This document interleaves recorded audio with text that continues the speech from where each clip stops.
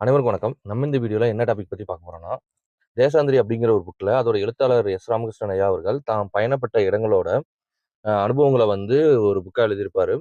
அதுல வந்து நெறைய கட்டுரைகளா எழுதியிருப்பாரு. அதுல ஒரு டாபிக் பத்தி தான் பார்க்க போறோம். இதுல வந்து பார்த்தீங்கன்னா, "சாரநாத்தில் ஒரு நாள்" அப்படிங்கிற தலைப்புல ஒரு கட்டுரை எழுதியிருப்பாரு. அதுல வந்து ஒரு முக்கியமான பாயிண்ட்ட பத்தி தான் சொல்லப் போறேன். அது என்னன்னு கேட்டீங்கன்னா, இவரு வந்து அந்த புத்த ஸ்தூபி பக்கத்துல வந்து போயிட்டு அத பார்க்கறதுக்காக போவாரு. அப்ப சிறுமிகள்லாம் வந்து புத்த சிலைய வந்து வித்துக்கிட்டு இருப்பாங்க. அப்போ ஒரு சிறுமிய கூப்பிட்டு, "இதுக்கு உண்டான கற்கள்லாம் உங்களுக்கு எங்கேருந்து கிடைக்குது? எங்கேருந்து இந்த சிலைய கொண்டு வரீங்க?" அப்படிங்கிற மாரி கேட்பாரு. அதுல ஒரு சிறுமி வந்து, இந்த சாரநாத்லேருந்து 4, 5 மைல் தொலைவுல வந்து இந்த மாரி ஒரு பெரிய புத்தர் இருக்காரு. அதுல வந்து அதாவது சிறு சிறிய அதாவது சின்ன சின்ன புத்தர் சேர்ந்த ஒரு பெரிய புத்தர் இருக்காரு. அங்கருந்து அ அந்த கற்கள வந்து பிரிச்சு எடுத்துக்கிட்டு வந்து, நாங்க வந்து இத விக்கிறோம் அப்படிங்கிற மாரி அந்த சிறுமி சொல்லுவாங்க. அதுக்கப்புறம் பார்த்தீங்கன்னா, மரத்தடியில ஒரு துற அதாவது துறவி உட்கார்ந்திருப்பாரு. அந்த துறவி வந்து இவர கூப்பிடுவாரு. இவர கூப்பிட்டு, "இங்க வாப்பா, எதுக்கு சாரநாத்துக்கு வந்த?" அப்படின்னு கேட்பாரு. "இந்த மாரி புத்தரை காண வந்தேன்" அப்படின்னு சொல்லுவாரு. புத்தர பார்த்துட்டியா?" அப்படின்னு கேட்பாரு.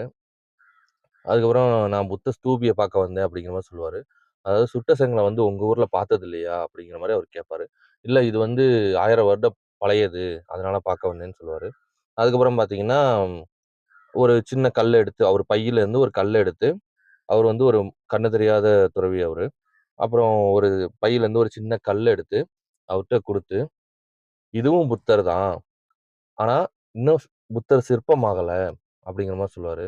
இதன் மூலம் பார்த்தீங்கன்னா, எல்லா எல்லா இடத்துலயும் வந்து இறைவன் இருக்கிறாரு அப்படிங்கிற மாரி அந்த துறவி சொல்லியிருப்பாரு. அது இல்லாம இன்னொரு ஒரு பாயிண்ட் அவர் சொல்லுவாரு. அது ரொம்ப ஒரு இதா இருக்கும். அது என்னன்னு கேட்டீங்கன்னா, ஒரு மரம் வந்து விறகாகவோ, மேசையாவோ ஆயிருக்கலாம். ஆனா, என் கையில இருக்கிற ஊன்றுகோலா அது இருக்குது. என் கையில இருக்க ஊன்றுகோலா இருக்கிறதுனால, அதாவது ஒரு பார்வையற்றவரின் ஊன் கையில வந்து ஊன்றுகோலா இருக்கிறதுனால, அது மிகவும் அர்த்தமுடையதாகுது.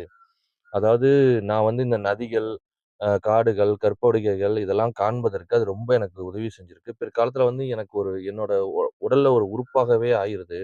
அப்படிங்கிற மாரி சொல்லியிருப்பாரு. அதன் மூலம் வந்து ஒரு பொருள் அது இருக்கிற இடத்த வச்சு, அது எவ்வளோ சிறப்பாகுது. அது இந்த உலகத்துல படைக்கப்பட்டதின் அர்த்தத்த வந்து முழுமையா பெறுது. இருக்கிற இடத்த வச்சு, அப்படிங்கிற மாரி அவரு சொல்லியிருப்பாரு.